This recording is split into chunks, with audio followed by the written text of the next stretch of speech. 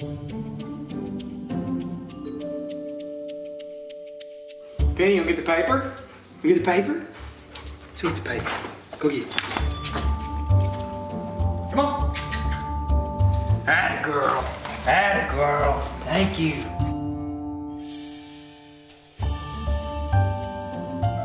My name is Ryan Schneider. And I'm Marcy Schneider, and this is our dog, Penny. She's full of energy all the time, loves to play. She loves to retrieve. She's a trained retrieving dog. She retrieves ducks on duck hunts. She likes to throw the frisbee. The typical man's best friend type animal that just does everything to please us. Well, it was kind of an unusual situation in that we brought her to the doctor for a different procedure, a spay procedure. The problem occurred there as a result of the medication she was taking. She couldn't keep any food down. Yeah. She wasn't eating normally. And they knew after about 2 days that that wasn't right. So they opened her back up, and that's when they found the ulcer. It was caused from the medication she was on. It's equivalent of like an Advil. Less than 1% have an ulcer. So it's just like such a rare instance. The gastric ulcer perforated, and it caused the contents of the stomach to leak into the abdomen. And so that's when the abdomen went septic. And the peritonitis is the inflammation of the stomach lining and all the organs. So septic, peritonitis. And our vet has a very good relationship with the place of referral, which is the LSU Vet Hospital. That was our only option at that point. He said it was take her to ICU so she can have around-the-clock care, or there's nothing else I can do for her.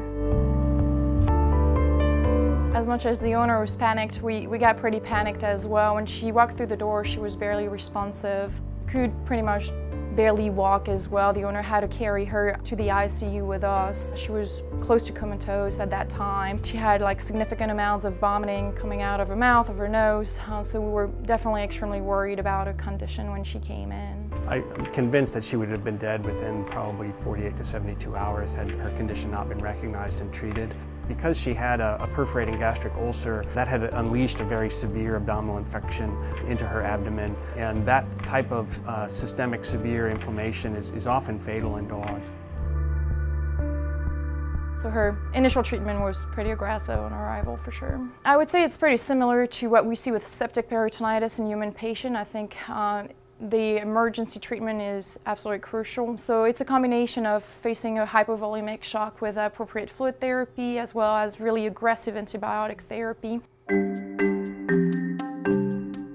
The first night, it was like she had probably less than a 50% shot of making it. So 7 o'clock the next morning, we called up and they said that she made it through the night. You know, everything's about as good as you could expect it to be. She continued to slowly get better at the ICU. You know, we hit a bunch of bumps in the road, but everything continually got better and better. It is amazing to see her now after treatment. She's back to be a happy family dog. I'm sure that anybody who would just meet Penny in the street would not know what happened to her. She's still on treatment because it's not completely resolved. So she's currently on sucralfate, which is a slurry drug that we give. It's pretty much a coat, so that would coat the esophagus and calm the inflammation. She's also on omeprazole, so Prilosec, that is commonly seen in human medicine as well, which is pretty much an anti-acid. She's pretty much returned back to normal. She has no discomfort whatsoever now. All with the exception to the dietary restrictions, she's back to normal.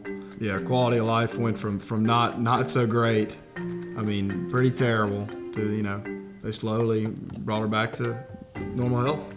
What I really like about Penny's case is the teamwork we had with her referring veterinarian and with the owner, really showing that when everybody works together, we have the ability to take a dog who was essentially hours away from dying and return her to a good state of health where she can have a good, happy, healthy, normal life. You know, she's going to hunt again, she's going to play with children again, she's going to do all the things that she wanted to do and that they wanted her to do before she was sick.